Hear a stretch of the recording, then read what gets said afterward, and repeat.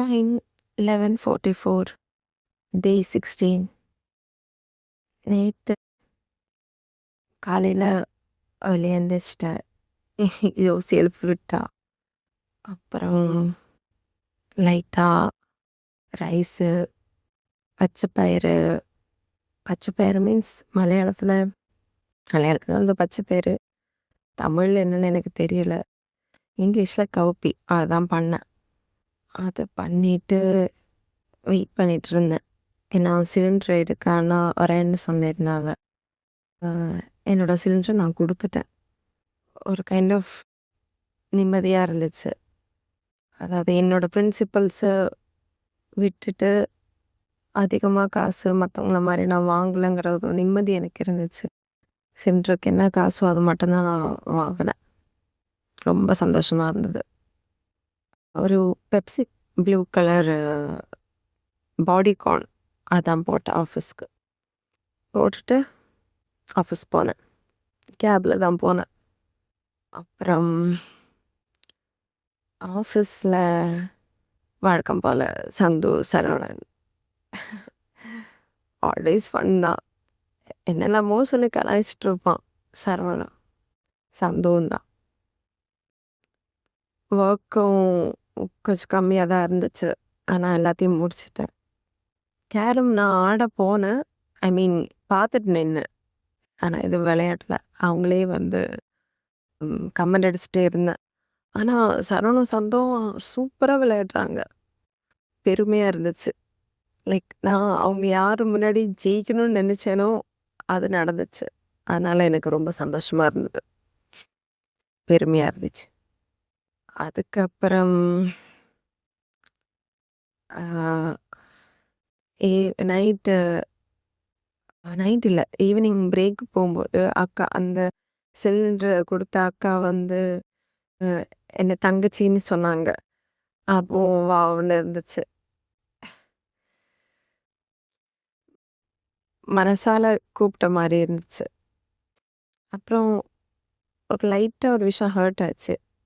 அதாவது என்ன ரொம்ப பிடிக்கும்னு சொன்ன ஒரு பர்சன் அவங்களுக்கு அவங்க லேப்டாப்பில் கோட் அப்டேட் பண்ண போயிருந்தேன். அதான் அவங்க என்னை மியூட் பண்ணி வச்சுருக்காங்க டீம்ஸில். அது லைட்டாக ஹர்ட் ஆச்சு. ஏன்னா வெளிப்படையாக அதெல்லாம் பிடிக்கிற மாதிரி பேசிட்டு இப்படி பண்ணி வச்சது ஒரு மாதிரி ஹர்ட் ஆச்சு. அது ஒன்று நடந்துச்சு. அப்புறம் என்னோட கோடு வந்து சிடிஓ அப்ரூவ் பண்ணிட்டாங்க. அவங்க டிப்ளாய் பண்ணுறேன்னு சொன்னாங்க. அது ரொம்ப சந்தோஷமாக இருந்தது. எனக்கு வெனஸ்டே ஊருக்கு கிளம்பலான்னு ஒரு பிளானு. ஏன்னா தேர்ஸ்டே எனிவே லீவ் தானே, எதுக்கு ஒன் டே லீவ் வீட்டிலே இருக்கணும். அதுக்கு கோயம்புத்தூர் போனால் அப்படி ஊர் சுற்றலாம், சீக்கிரம் சென்னை திரும்ப வரலாம், திரும்ப வந்து ரெஸ்ட் எடுக்கலாம் அப்படின்னு ஒரு பிளான். கொஞ்சம் சேஞ்ச் பண்ணேன். அதுதான் உட்காந்து சாட்ஜிபிடி கிட்ட ஐட்னரரி கேட்டுட்டு இருந்தேன். அதுக்கப்புறம் என்னாச்சு,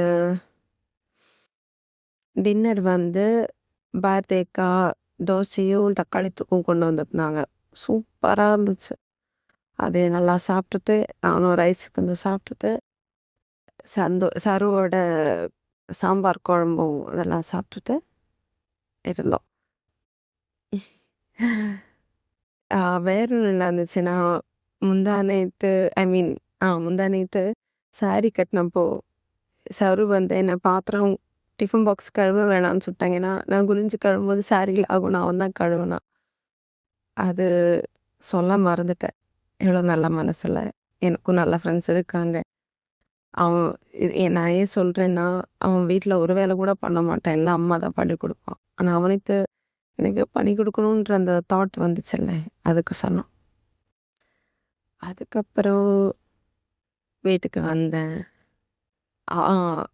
அவ்வளோ திங்ஸ் இருந்துச்சு ரோபியோட.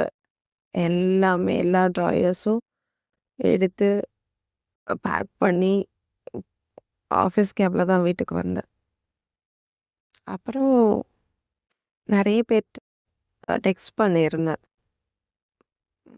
ஆ ஆஃபீஸ்ல சஞ்சிட்டயும், ஹாரி ப்ரோட்டயும் டிவிகே பத்தி பேசிட்டு இருந்தேன். எனக்கு என்னோட பாஸ் அப்படின்னு அதுதான் பக்காவானனே. அவங்க எனக்கு என்ன சொல்லிக் பாஸ்னா அதான் நான் பேரு வச்சிருக்கேன். ஓகே. ஏன்னா அவங்க தாட் ப்ராசஸ் எனக்கு புடிக்கும். அவங்க சொல்லும்போது எனக்கு அதில ரிலேட் பண்ண முடியுது. என்னால அந்த பெர்ஸ்பெக்டிவ அக்செப்ட் பண்ண முடியுது.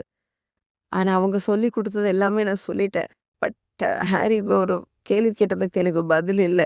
அதாவது சர்வீஸ் ஸ்டாம்புக்கு அப்புறம் ஒரு 25 டேஸா, 45 டேஸ் அவன் சும்மா இருந்தான். விஜய் சும்மா இருந்தான். ஏன் அவன் அப்பாலஜைஸ் பண்ணல? என்ன பண்ணிட்டு இருந்தான் வீட்ல? லேப்டாப் பார்த்துட்டு இருந்தானா? டிவி பார்த்துட்டு இருந்தானா?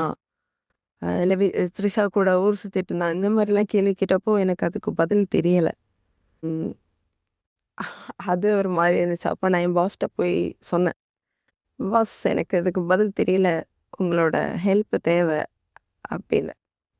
அவங்க சிரிச்சுட்டு நான் அப்புறமா சொல்லி தரேன் அப்படின்னு வச்சுட்டாங்க. ம். அப்புறம் வீட்டுக்கு வந்துட்டு எந்த வேலையும் பண்ண தோணல. டயர்டாவும் இருந்துச்சு. அ மெசேஜஸ்க்கு எல்லாம் கொஞ்சம் ரிப்ளை பண்ணிட்டு அப்படியே தூங்கிட்டேன்.